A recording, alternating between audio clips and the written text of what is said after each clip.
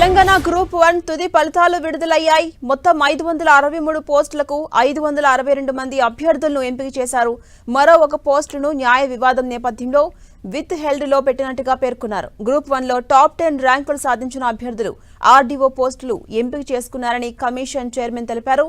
ఇక టాప్ 10 ర్యాంకులను వరుసగా లక్ష్మీ దీపిక, దాడి వెంకటరమణ, వంశీకృష్ణారెడ్డి, జిన్నా తేజస్విని, కృతిక, హర్షవర్ధన్, అనూష, నిఖిత, భవ్య, శ్రీకృష్ణ సాయి సాధించారని తెలిపారు.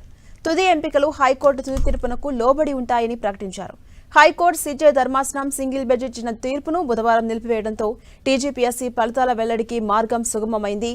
తీర్పు వెలువడినప్పటి నుంచి బుర్రా వెంకటేశం ఆధ్వర్యంలోని బోర్డు సమావేశమై ఫలితాలు వెల్లడించాలని నిర్ణయం తీసుకుంది.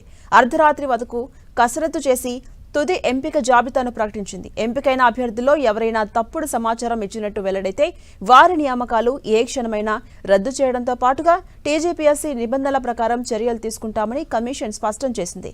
ఇక తుది ఎంపికలో మల్టీజోన్ 1లో 258, మల్టీజోన్ 2లో 304 పోస్టులకు అభ్యర్థులను ఎంపిక చేసింది. ఇదే అంశంపై మరింత సమాచారం మా ప్రతినిధి రాముడు అందిస్తారు. రాముడు. ఝాన్సీ, హైదరాబాద్ నగరంలో గ్రూప్ 1 కు సంబంధించినటువంటి పోస్టుల విషయంలో మొత్తానికి తెరపడిందని చెప్పుకోవచ్చు.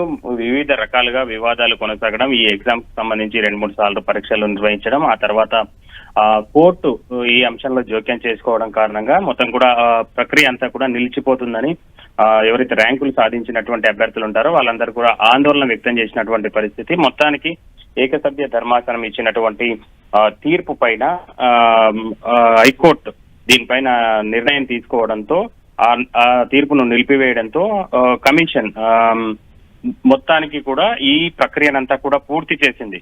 తుది ఎంపిక చేసి ఆ ఫలితాలను విడుదల చేసింది. మొత్తం మనం చూస్తే 2024 అక్టోబర్ లో ఈ లాస్ట్ వీక్ లో ఈ ఎగ్జామ్ జరిగింది. ఆ తర్వాత మార్చిలో దీనికి సంబంధించినటువంటి మనం చూస్తే మొత్తం కూడా పూర్తి వివరాలని ప్రకటించినటువంటి పరిస్థితి ఉంది. మొత్తం 563 పోస్టులను ఇందులో ఎంపిక చేయడం జరిగింది. అయితే ఒక పోస్టుకు సంబంధించిన మాత్రం కొంచెం టెక్నికల్ ఇష్యూ ఉండడం కారణంగా దాన్ని నిలిపివేస్తున్నట్టు టీఎస్పీఎస్సీ ప్రకటించింది. ఆ తర్వాత మిగతా వాళ్ళందరినీ కూడా ఎంపిక చేయడం జరిగింది. ఎవరైతే టాప్ 10 ర్యాంకర్లు ఉంటారో వాళ్ళందరూ కూడా ఆర్డీఓ పోస్టులను ఎంపిక చేసుకున్నట్టుగా వాళ్ళు ఆప్షన్ ఇచ్చినట్టుగా అధికారులు చెప్తున్నారు. ఇందులో మొత్తం మనకు ఎంపికైనటువంటి వారిలో మల్టీజోన్ 1లో 258 మంది, మల్టీజోన్ 2లో 304 మంది పోస్టులకు అయితే వాళ్ళని అభ్యర్థులను అయితే ఎంపిక చేయడం జరిగింది.